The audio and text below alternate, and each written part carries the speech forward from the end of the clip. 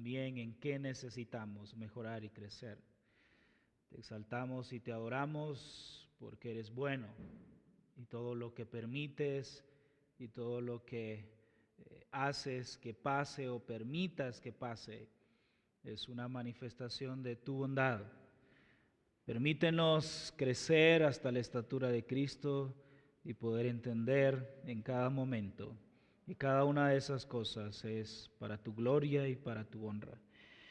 Esta mañana abre el corazón de mis hermanos para que tu palabra que es viva, tu palabra que es como espada, que es como fuego, que es como martillo, pueda penetrar el corazón de mis hermanos y pueda ayudarlos a crecer, a madurar y a llegar a la estatura de Cristo. Te ruego, Señor, por ello, que los que están en pecado puedan abandonar ese pecado y vivir para Cristo, y los que viven para Cristo puedan vivir aún más para Cristo. Por favor, Señor, te lo ruego y te lo pido que así sea, para tu gloria y para tu honra. En el nombre de Jesús oramos. Amén y amén. Muy bien, hermanos. Continuamos hablando un poquito acerca de la consejería bíblica. Para los que no han estado, solo un pequeño recordatorio. Dividimos estas secciones de la consejería bíblica en los fundamentos de la consejería bíblica. Contestamos a preguntas como ¿qué es la consejería? ¿Qué hace que la consejería sea bíblica? ¿Cuáles son las personas que pueden hacer consejería? ¿Quiénes pueden recibir consejería? Entre otras preguntas. La segunda parte de estas secciones estuvimos hablando acerca de la teología de la consejería bíblica. Vimos cuán importante es cada una de las características de la teología sistemática en la consejería bíblica. Cómo ayuda a conocer a Dios, cómo ayuda a conocer la obra de Cristo, cómo ayuda a conocer la palabra de Dios y lo que la palabra de Dios hace. Y así por cada una de las características de la teología sistemática. Y en tercer lugar, vimos los elementos claves de la consejería bíblica y vimos 6 elementos claves que nos ayudaron y nos enseñaron cómo poner en práctica la consejería bíblica. Y estos domingos lo que hemos estado haciendo es hablando un poquito acerca de varios temas que están implicados con la consejería bíblica. Esta mañana vamos a hablar acerca de la santificación progresiva. La santificación progresiva. Y lo vamos a hacer a través de preguntas. Voy a ir haciendo algunas preguntas y voy a ir tratando de responder a esas preguntas y vamos a ir viendo algunos pasajes. Creo que todos luchamos con el pecado. Si esta mañana nos preguntásemos a nosotros mismos o al que está a la par, ¿luchaste esta semana con el pecado? ¿Cómo te fue esta semana con el pecado? Y ya miro algunos de sus rostros diciendo, me fue mal. Y es que a todos de una u otra manera en esta semana no fue mal con la lucha del pecado. Tal vez, y tal vez no han sido pecados escandalosos, por así decirlo, pero cuando estamos caminando hacia la estatura de Cristo, entendemos que cualquier pecado es desagradable ante la santidad del Señor. Es horrible, es espantoso. No importa la gravedad, la magnitud del pecado que cometamos. Cualquier pecado es horrible, es espantoso. Entonces puede ser que esta semana peleaste con tu esposa, no fue una discusión de gritos, no llegaron a los golpes, pero sí te molestaste. Tal vez como padre te molestaste con tus hijos, llegaste hasta el punto de enojarte con ellos. Tal vez no le gritaste, no los ofendiste, pero vimos en lecciones pasadas que el enojo pecaminoso tiene que ver con aquellos deseos no cumplidos de mi parte. Y que el único enojo piadoso es aquel donde nos airamos porque la voluntad de Dios no se cumple y porque los deseos de Dios no se hacen. Entonces esta semana te enojaste con tus hijos, te enojaste con tus padres, te enojaste porque ganó Argentina, no sé por qué te enojaste, pero de algo te enojaste, pecaste, tuviste un mal pensamiento, dudaste de la bondad del Señor, te quejaste por la situación que estás pasando, deseas estar mejor, tuviste envidia y todos luchamos diariamente contra el pecado. ¿Por qué? Porque queremos vivir en santidad, queremos vivir en obediencia y estamos en esa lucha constante. Y la consejería bíblica tiene mucho que ver en ese sentido, ya que estudiamos anteriormente que la meta de la consejería bíblica es glorificar a Dios. Y no podemos glorificar a Dios si no vivimos en santidad, si no vivimos en obediencia en cuanto a la ley moral del Señor. Entonces, primera pregunta para esta mañana: ¿cuál es el objetivo de la santificación? ¿Cuál es el objetivo de la santificación? Y antes de eso, probablemente vamos a hablar más de eso más adelante, pero quisiera ponerlo desde ahorita. Cuando hablamos de santidad, podríamos dividirla en tres partes. Algunos le llaman santidad inicial, otros lo llaman, la primera parte, santidad posicional. Y es esa parte donde la persona que estaba muerta en delitos y pecados viene a Cristo y es puesto en una posición de santidad. A eso se le llama santidad posicional o santidad inicial. Después de ese momento, el creyente empieza a crecer y a veces se cae, empieza a crecer, a veces se cae, empieza a crecer y a veces desánimo, se empieza a crecer y a veces pecado. A eso se le llama santidad progresiva. Otros también le llaman crecimiento espiritual o madurez espiritual. Esa sería otra división, por así decirlo, de la santidad. Y hay una última parte que es la santidad final o la glorificación en términos teológicos, donde vamos a llegar a ser como Cristo. Todos los creyentes se encuentran en la santidad progresiva. Todos los creyentes que han venido a Cristo, que han aceptado a Cristo, que hicieron una oración de confesión de fe, que dieron frutos de arrepentimiento, se encuentran en la santidad progresiva, en el crecimiento espiritual, en la madurez espiritual. Es muy probable que estas preguntas vayan enfocadas a esa parte de la santidad progresiva. Otra vez, volvamos a nuestra pregunta: ¿cuál es el objetivo de la santificación? Quiero que busquen ahí en sus Biblias Juan 17, del 17 al 20. Juan 17, del 17 al 20.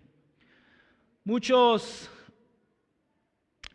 se santifican o muchos tratan de vivir en santidad, no con el objetivo principal y no con la mira donde debería de estar. Por ejemplo, algunos predicadores dicen: me voy a santificar para que Dios me use y poder predicar con precisión. Está bueno de alguna manera, pero ¿cuál es el objetivo de la santidad? ¿Qué dice Juan 17, del 17 al 20?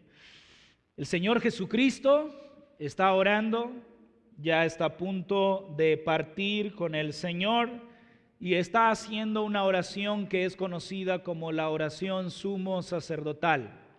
Y él dice en esta oración algo así, versículo 17: santifícalos en tu verdad, tu palabra es verdad. Como tú me enviaste al mundo, así yo los he enviado al mundo. Y por ellos me santifico a mí mismo, para que también ellos sean santificados en la verdad. Mas no ruego solamente por estos, sino también por los que han de creer en mí por la palabra de ellos. ¿Cuál es el objetivo de la santificación? Alguien por ahí dijo lo siguiente: es no solo hacernos parecer santos, sino hacernos verdadera y completamente como Cristo. El objetivo de la santificación es que cada uno de nosotros se convierta verdaderamente, completamente como Cristo. Ese es el objetivo de la santificación. Y puede ser que, como dijimos al inicio de esta enseñanza, que nos encontremos desanimados porque esta semana no logramos ser como Cristo. Esta semana no logramos en diferentes situaciones parecernos a Cristo, actuar como Cristo, andar como Cristo, hacer lo que Cristo hubiera hecho en mí, hacer lo que Cristo hubiera hecho en mi lugar. Pero este pasaje que tenemos aquí es aliento para nosotros, porque encontramos a Cristo rogando por la santificación de su pueblo.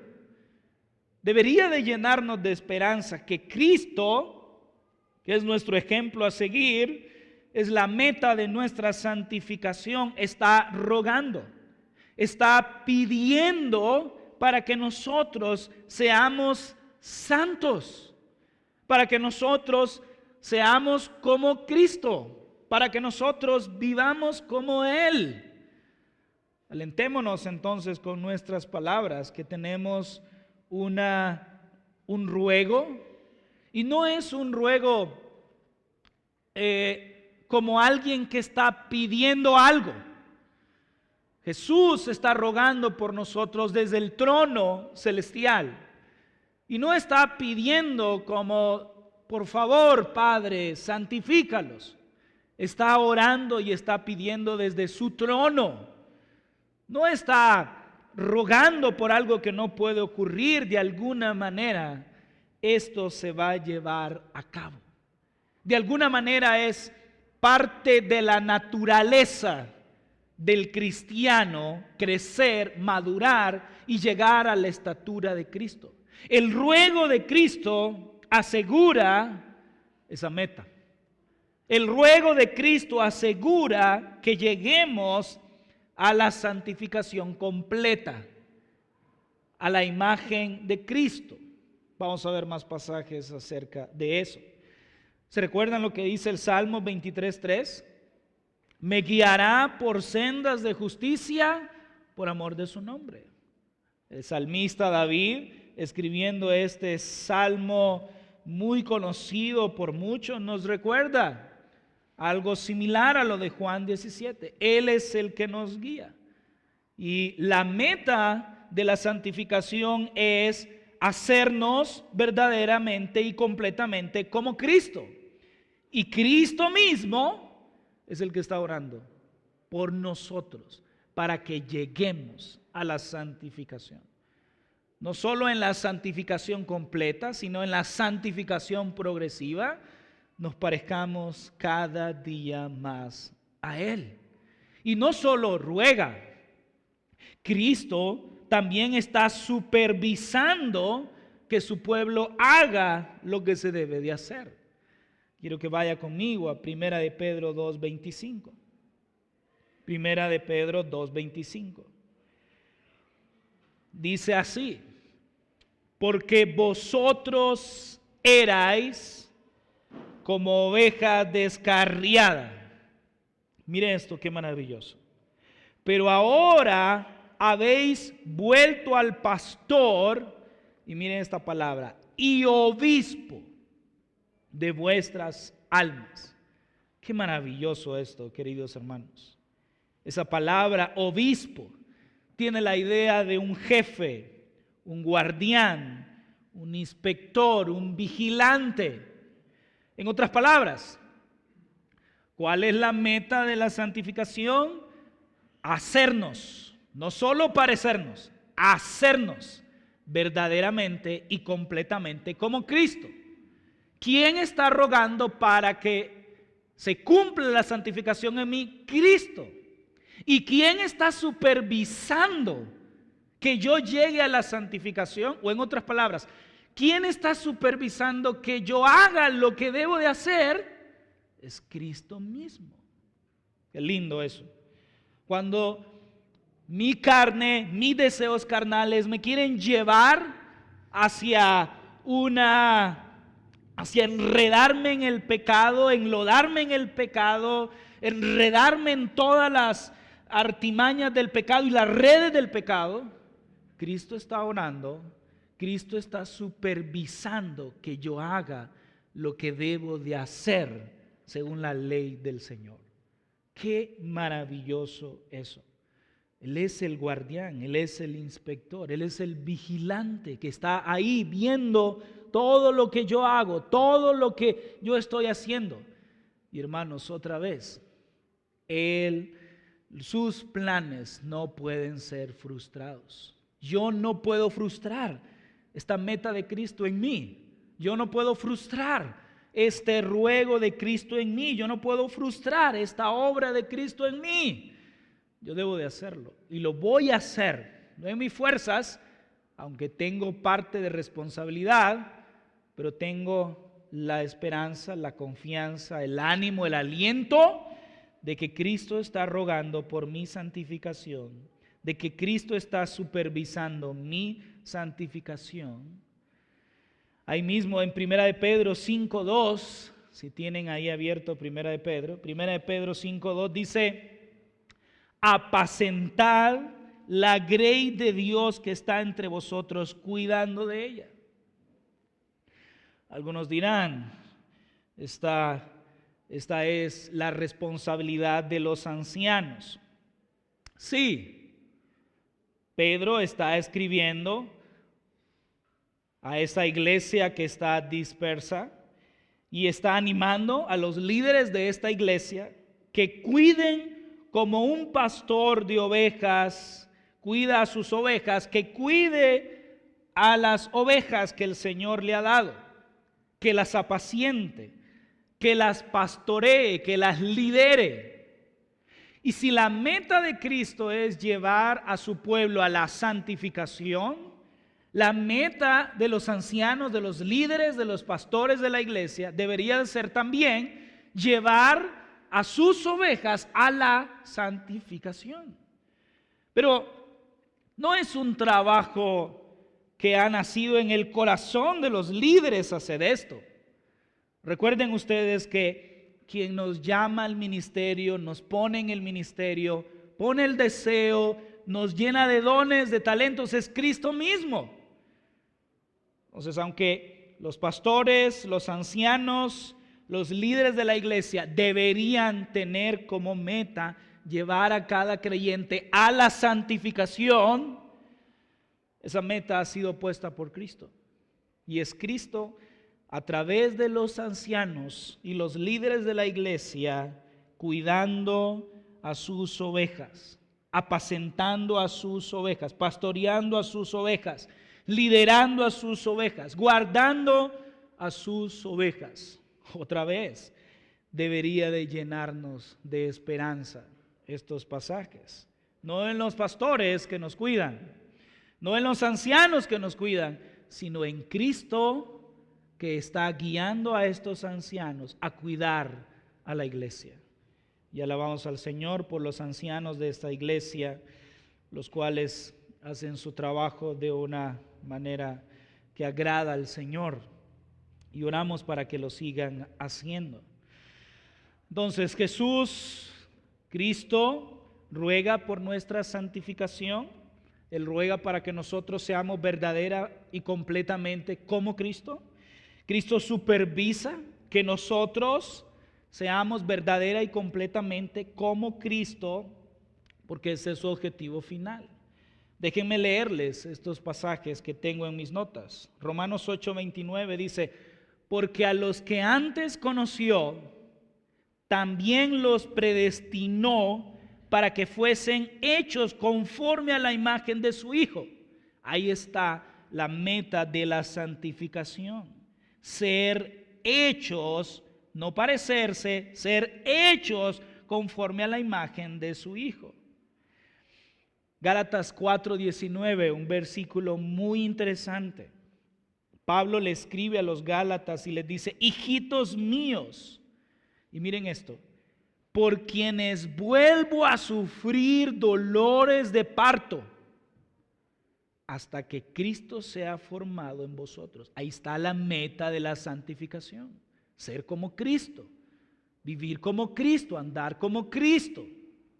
Pero miren lo difícil que se vuelve a veces la santificación en nuestras vidas por la naturaleza pecaminosa. Que para el hombre, vamos a decirlo, más santo, más entregado a Dios del Nuevo Testamento, más amante de las misiones, más deseoso de que el Evangelio sea programado, esta tarea se ha vuelto dolorosa. Y es tan dolorosa que la mejor metáfora que Dios guió a Pablo para dejarla escrita en esta epístola de los Gálatas fue uno de los dolores más difíciles de una persona, como lo ser un dolor de parto. Y las hermanas podrían dar testimonio de lo que duele eso. Lo doloroso que es un dolor de parto. Nosotros nos pinchamos con un alfiler y qué dolor es. Una gripe nos acuesta en la cama y no nos levantamos hasta una semana después. Pero estas mujeres han recibido esa fuerza del Señor y tienen esa bendición de alguna manera. Pero en la santificación del pueblo de Dios, la santificación de una persona no es fácil, es difícil, duele, entristece cuando algunos no se santifican, duele cuando algunos no están viniendo a Cristo. Para los que son líderes y ancianos o aún padres que están en busca de la santificación de aquellos que están bajo su cuidado, ese es un recordatorio.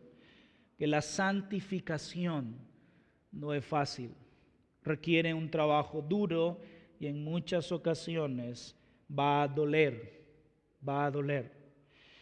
Efesios 1:4, según nos escogió en Él antes de la fundación del mundo, ¿con qué propósito? Para que fuésemos santos y sin mancha delante de Él. Primera de Juan 3:2, amados, ahora somos hijos de Dios.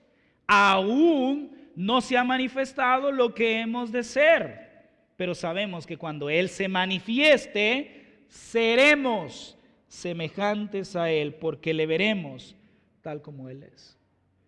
¿Cuál es el objetivo? ¿Cuál es la meta de la santificación? Hacernos verdadera y completamente como Cristo. Desde que empezamos en la santificación inicial o posicional, empezamos un crecimiento, una madurez y una santificación progresiva, y la meta final es la glorificación, ser como Cristo. Ese es el objetivo, esa es la meta. Y mientras estamos en este proceso de crecer, tenemos la esperanza de que Cristo está rogando por nuestra santificación y de que Cristo está supervisando Él mismo y por medio de los ancianos el proceso de nuestra santificación. Y alabamos a Cristo por eso. Él lo dijo, que Él va a completar la obra que empezó en nosotros. Otra vez, estás esta mañana probablemente derrotado con tu pecado. Estás esta mañana probablemente avergonzado con tu pecado. La manera en que le hablaste a tu esposa, la manera en que le hablaste a tus hijos, ese dinero que tomaste y no es tuyo, esa mentira que dijiste en tu trabajo por salvar tu pellejo, esa actitud pecaminosa que tuviste contra tu hermano, ese pecado que no puedes abandonar y está ahí en ti todavía. Quiero alentarte y animarte y advertirte. Primero advertirte, las consecuencias de tu pecado van a estar allí. No puedes esquivarlas, no puedes huir de ellas, no puedes zafarte de ellas. Van a venir. Y gloria a Dios por esas consecuencias. Alabado sea el Señor por esas consecuencias. Dale gracias al Señor cuando vengan las consecuencias a tu pecado. Pero también ten ánimo. Si Cristo te llamó, te santificó, te puso en un lugar privilegiado, Él empezó una obra que la va a terminar. No va a dejar nada a medias. Y tal vez ahorita estás decepcionado, ahorita estás triste, ahorita estás acongojado, ahorita tú te preguntas como el apóstol Pablo lo hizo. Pobre de mí, miserable de mí. Quiero hacer lo bueno y no lo hago. Ten ánimo, ten ánimo. Estás en el proceso de crecer y ahorita bajaste. Levántate, arrepiéntete, pide perdón por ese pecado, por muy mínimo que sea. Humíllate ante el Señor, pide perdón a las personas que ofendiste y empieza a levantarte. Ya no puedes hacer nada por el pasado. No puedes regresar al pasado y no cometer ese pecado. Ya está registrado, ya está hecho, las consecuencias van a venir, pero ahora tienes la oportunidad de crecer. Tienes la oportunidad de parecerte a Cristo, de ser como Cristo, de vivir como Cristo, de aquí en adelante, de este momento hacia en adelante. Te animo a que lo hagas. Te animo a que no te des por vencido y a que puedas caminar como Cristo caminó. Esa es nuestra primera pregunta. La segunda pregunta que quiero hacer esta mañana es la siguiente. ¿Es la santidad tan fundamental para la vida cristiana? ¿Es la santidad tan fundamental para la vida cristiana? El pastor John MacArthur escribió un libro pequeño de la santificación y en uno de sus párrafos o en uno de sus capítulos él expresa una preocupación que él tiene por el movimiento reformado, por así decirlo. Gloria a Dios por el movimiento reformado, porque hay un deseo por las escrituras, hay un deseo por la sola escritura, hay un deseo por las 5 solas, hay un ferviente deseo por predicar la verdad, pero hay una línea muy delgada, dice MacArthur, en ese deseo ferviente por los celulares encendidos. Hay un deseo ferviente por esa sola escritura, por todo eso, pero están omitiendo la santidad en sus sermones. Están omitiendo la santificación en sus predicaciones y peor aún, están omitiendo la santidad en sus vidas. Y en la libertad que tenemos en Cristo a veces se ha vuelto un libertinaje. Y en cierta manera yo estaría muy de acuerdo con eso. Tenemos que vivir en santidad. La respuesta a esta pregunta es sí. Es un rotundo sí. La santidad es fundamental para la vida cristiana. No podemos vivir una vida cristiana sin santidad.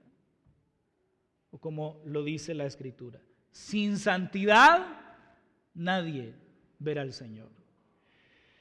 Pero ¿por qué no la experimentamos en mayor medida en la vida cristiana? ¿Por qué tantos creyentes que se sienten constantemente derrotados en sus luchas contra el pecado? ¿Por qué a menudo la iglesia de Jesucristo parece conformarse o parecerse más al mundo, al sistema del mundo, a las costumbres del mundo, que a Dios mismo? Un escritor llamado Jerry, en su libro En pos de la santidad, dice que las respuestas a esas preguntas pueden ser agrupadas en 3 problemas básicos. Número 1, dice él, nuestra actitud hacia el pecado se centra en nosotros mismos más que en Dios. Nuestra actitud hacia el pecado se centra en nosotros mismos más que en Dios. Y esto me impactó, porque él dice, nosotros nos preocupamos más por nuestra propia victoria sobre el pecado que por la obediencia al Señor. No toleramos el fracaso de nuestra lucha porque nuestra vida está orientada normalmente hacia el éxito. Tenemos que mirar nuestro pecado como algo que hemos cometido contra Dios. Es la ley de Dios, hermanos míos, la que hemos quebrantado cuando pecamos. Es la autoridad de Dios la que menospreciamos cuando hemos pecado. Y es el dominio de Dios el que se desestima cuando pecamos. No se trata de nosotros. La actitud que nosotros tenemos en cuanto al pecado debe de cambiar. Tenemos que mirar nuestro pecado como algo horrible, espantoso, nefasto que hemos cometido contra el Santo, Santo, Santo. Muchas veces estamos más comprometidos con mi santidad que con la santidad que debemos demostrar a Dios. Estoy más centrado en mí. Yo quiero ser santo, no por la gloria de Dios, sino por mi gloria. Yo quiero ser santo porque soy predicador. Yo quiero ser santo porque soy líder. Yo quiero ser santo porque soy ministro de la alabanza. Yo quiero ser santo porque soy padre y tengo que darle el ejemplo a nuestros hijos. Está bien en cierta manera, pero yo debo de ser santo. ¿Por qué? Porque Dios es santo. Yo debo de ser santo para la gloria de Dios. No debo de pensar en mí. Eso es humanismo, eso es hombrecentrismo, eso no es piadoso, eso no es para la gloria del Señor. Y estoy de acuerdo en eso con Jerry. Nuestra actitud hacia el pecado se centra en nosotros mismos más que en el Señor, más que en la gloria de Dios. Muchas veces quiero vivir en santidad porque quiero sentirme victorioso. Porque quiero sentirme que lo logré. Porque quiero sentir que quiero sentir que soy mejor que los demás. Yo soy el más santo de Betania. Soy el más ungido de Betania. Qué horrible. Qué pecaminoso es. Recuerden otra vez, cuando pecamos, quebrantamos la ley de Dios, no la ley de los ancianos de Betania. Quebrantamos la ley de Dios, no la ley de nuestros padres. Quebrantamos la ley de Dios, no la ley de los gobiernos. Quebrantamos la ley de Dios. Cuando pecamos, qué horrible esto, menospreciamos la autoridad de Dios, no la autoridad de los ancianos, no la autoridad de mis padres, no la autoridad de los gobernantes, menospreciamos la autoridad de Dios. Que Dios nos ayude. Faraón, Balaán, Saúl y Judas dijeron: he pecado. Pero el hijo pródigo volvió diciendo: he pecado contra el cielo y contra ti. Un verdadero arrepentimiento los guió a entender cuál es la actitud correcta que debemos de tener contra el pecado. Lo mismo dijo David: contra ti solo he pecado. Dios quiere que nosotros amemos más la obediencia a Él que mi victoria hacia la santidad. El segundo grupo, dice este autor, es que malentendemos la frase vivir por fe. Algunos piensan que la santidad no requiere ningún esfuerzo personal. Y hemos hablado acerca de ese pasaje de Pablo a Tito: ejercítate para la piedad. Quiero recordarles, la santificación requiere un esfuerzo, requiere disciplina. Ejercítate para la piedad. Ejercítate para la piedad. Requiere disciplina, requiere esfuerzo, requiere tiempo. Requiere que estés constantemente leyendo las Escrituras, estudiando las Escrituras, memorizando las Escrituras. Y quiero aclarar, no estoy hablando de que es un esfuerzo solo personal. La santificación tiene que ver con Cristo. Ya lo vimos. Él ruega, Él supervisa, Él pone en nosotros querer complacer. Es una obra del Espíritu Santo en nuestras vidas, pero hay una parte que me corresponde a mí. El Espíritu Santo no va a venir y leer la Biblia por mí. Soy yo que debo de decidir leer, estudiar la Biblia. Entiendo que es Él el que me está guiando, pero está esa parte en la cual yo soy responsable de eso. Y tercer lugar, no tomamos en serio algunos pecados. Mentalmente hemos categorizado los pecados en dos grupos. Los pecados inaceptables. Eso no se puede hacer de ninguna manera. Fornicar, no. Eso no. Adulterar, no, eso no se puede hacer. Robar, no, está claro, eso no lo podemos hacer. Eso no. Y así hay una lista de pecados. Pero hay otra lista de pecados que son aceptables. Yo me puedo enojar. Es aceptable. De hecho, la Biblia dice: airaos, pero no pequéis. Yo puedo tener envidia. Yo puedo tener celos. Y tenemos esa lista de que esto es aceptable para mí como cristiano. Porque otros lo hacen. Otros lo están viviendo. Yo lo veo en otros. Lo podemos hacer. El problema con esto es que ceder en las cosas pequeñas es lo que conduce a los deslices más grandes. No es la importancia de la cuestión, sino la majestad del legislador. No es que esto sea menos importante que otro, no, es que el legislador, el rey, el dueño del universo, dijo: sed santos, apártense de todo lo inmoral, apártense de todo lo pecaminoso. Vivan en santidad, obedezcan la ley, vivan como Cristo vivió. Ese es el estándar. Eso dijo el legislador, eso dijo el rey, eso dijo el juez. No tengo yo ahora que categorizar, no tengo yo que medir o decir esto sí, esto no. Tengo que ir al rey y ver qué es lo que él dice acerca de esa situación. No te dejes engañar por el pecado. Hebreos nos advierte de eso. Es sutil el pecado. Tiene un poder engañoso increíble. Y tú estás empezando ahorita con pecados leves, entre comillas, con esos pecados que son aceptables. Quiero advertirte.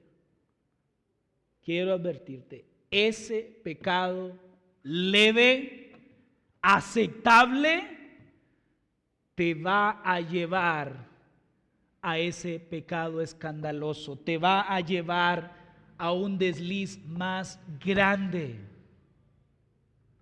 ¿Cómo empezó el adulterio en un hombre, en un ministro? Empezó con una plática normal. Hace unos días miraba en YouTube, no me recuerdo el nombre de este predicador, pero es famoso. No es un predicador de sana doctrina, pero sí es muy famoso en Estados Unidos. Y él fue encontrado teniendo unos mensajes de texto, dicen ellos, unos mensajes de texto comprometedores con una mujer que no era su esposa. Y empezó con un mensaje de texto normal, tranquilo. Pero a medida que iba creciendo la conversación, el tono de los mensajes de texto iban creciendo. Y ya no era una conversación con un tono normal de un hermano con una hermana. Ya eso implicaba una disciplina. Ya eso implicaba que este hombre estaba descalificado del ministerio. ¿Cómo empezó? Un mensaje que al parecer no traía problemas. Al parecer era una cosa pequeña. Cuidado, queridos hermanos, varones y mujeres. Cuidado con estar pensando que puedo ceder a estas cosas pequeñas. Esas cosas pequeñas te van a conducir a deslices más grandes. Estás empezando con un lempira, vas a ir a 10, a 100, y después vas a salir por HCH que te robaste un banco o algo así. Ten cuidado, ten cuidado, ten cuidado. Seamos radicales en esto para vivir en santidad. Seamos radicales en esto para vivir en santidad. Yo, igual que ustedes, estoy en esa lucha. Estoy igual que ustedes. Estoy buscando la santidad de Dios y ayudándome con mi esposa, con amigos, con libros, con medidas para poder estar en santidad, vivir en santidad en nuestra mente, nuestros pensamientos, nuestra manera de actuar. Cuando tengas un pensamiento de molestia hacia tu hermano, tú puedes decir, me puedo permitir esta molestia. Me puedo permitir, es aceptable molestarme con mi hermano. Si hablamos de la santidad, no. Si hablamos de la santidad, no es permitible, no es aceptable. Estudiamos en los evangelios de Mateo que el asesinato empieza por el enojo. Y que el juicio para una persona que se enoja contra su hermano es el mismo juicio, la misma consecuencia que una persona que asesinó. Lo vimos. Que muchos no asesinan a otros porque no tienen el valor, no tienen las armas, pero su enojo es tan fuerte por dentro que quisieran matarlo. Y es lo mismo delante de los ojos de Dios. Cuídate entonces de esas cosas. Otra vez, tienes que pensar cómo viviría Cristo en tal o X situación, porque esa es la meta de la santificación. Ser como Cristo, vivir como Cristo. Entonces, ese pensamiento que estás teniendo para con tu hermano, ¿lo tendría Cristo? ¿Cristo pensaría de esa manera que tú estás pensando de tu hermano? ¿Cristo tuviera esos pensamientos? Y la respuesta es no. Él no pecó jamás. No se halló pecado en él, no se halló nada inmoral, nada corrompido, nada impío, nada en contra de la moralidad del Señor. Él fue limpio, él fue el cordero inmolado, él fue la ofrenda perfecta, no había nada malo en él. Y así debemos de vivir nosotros. Y así debemos de andar nosotros. Entonces no te permitas, tú no eres el juez. Tú no eres el juez de tu comportamiento, tú no eres el juez de tus acciones, tú no eres el juez de lo que piensas, es el legislador, es el rey. Él dice, y ya lo ha dicho en su palabra, cómo debemos de pensar, qué debemos de desear y cómo debemos de vivir. Otra vez, yo no digo que yo estoy más adelante que tú en esto. Estamos corriendo en la misma carrera. Estamos luchando con las mismas tentaciones, con las mismas luchas, con las mismas adversidades. Pero quiero animarte y quiero decirte que así es. No puedes permitirte. No puedes permitirte este tipo de pecados aceptables. No puedes permitirlo. Ese pecado aceptable te va a llevar a un pecado más grande, entre comillas. Y va a ser vergonzoso para ti, para tu esposa, para tus hijos, para la iglesia. Como pastor, después de 20 años de estar sirviendo al Señor, es una tristeza ver en lo que se convierten algunos hombres o algunas mujeres que empezaron con algo pequeño y terminaron destruyendo sus matrimonios. Vienen a mi mente imágenes de matrimonios que los veía en la iglesia, los veía servir, los veía tomar la Santa Cena, los veía alabar, y hoy sus matrimonios destruidos, separados, viviendo con otras personas económicamente bien, pero con un corazón destruido porque ya no están en Cristo. Puede ser que matrimonios tal vez están juntos todavía, pero están sin Cristo, están muertos. ¿Es la santidad tan fundamental para la vida cristiana? Rotundamente decimos sí. Decimos sí. ¿Qué tenemos que hacer para vivir más en santidad? Vamos a hablar un poquito más de eso, pero según lo que vimos ahorita, nuestra actitud hacia el pecado debe de cambiar. Tiene que estar centrada en Dios, no en mí. Debo recordar que la santidad requiere un esfuerzo. Ejercítate para la piedad. Requiere un esfuerzo y requiere que tomemos en serio el pecado y que no categorices los pecados. No categorices los pecados, sino que llames pecado a lo que es pecado y entiendas que cuando pecas, pecas contra Dios. Es al primero que debes de ir y pedirle perdón. Es al primero que debes de arrodillarte y con lágrimas en tus ojos o con un pesar profundo debes de ir y decirle: Señor, perdóname, porque he pecado, pero he pecado contra ti. He transgredido tu ley y necesito obedecerte a ti, necesito vivir para ti. Que Dios nos ayude a cada día a ser más como Cristo y a ser como Cristo, no parecernos. La semana pasada llevaba a Timothy al complejo de Villa Olímpica y estaban ellos practicando unos deportes. Entonces Timothy está en esa edad de que hace un montón de preguntas. A veces quiero que esté en silencio ya porque ya... Y me pregunta: papi, ¿qué significa mi nombre? ¿Por qué me pusiste así? Bueno, tu nombre significa un hombre temeroso de Dios. Tu papá te lo puso porque yo quiero que tú seas un hombre temeroso de Dios. Y él se entristeció: papi, qué mal me siento porque no me he comportado como mi nombre es. Pero te prometo, me dice, que me voy a esforzar para parecerme a mi nombre. Me llenó de mucho gozo.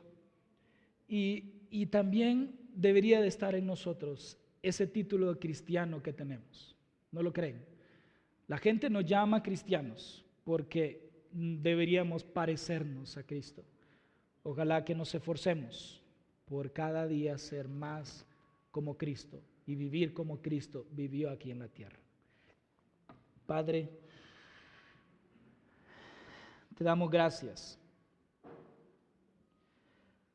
porque tú eres bueno, tú eres santo, tú eres perfecto. Gracias por habernos llamado, por habernos escogido. Gracias porque yo estaba muerto en delitos y pecados, sin esperanza, sin vida, sin poder acercarme a ti, con una mente depravada, con una mente corrompida, sin riendas, sin la ayuda de poder vivir para ti. Señor, estaba perdido. Pero qué maravilloso eres tú, Señor. Me amaste sin que yo te amara. Me buscaste sin que yo te buscara. Ordenaste todos los pasos, todas las cosas para que yo te buscara.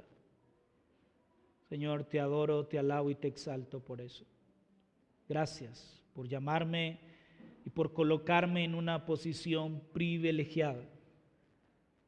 Privilegiada ante aquellos que todavía no han sido santos y que algunos que nunca serán santos posicionalmente. Gracias por amarme, gracias por haberme traído a ti. Gracias porque en este peregrinaje, en este camino igualmente, tú estás rogando por mí, tú estás supervisando mi santificación.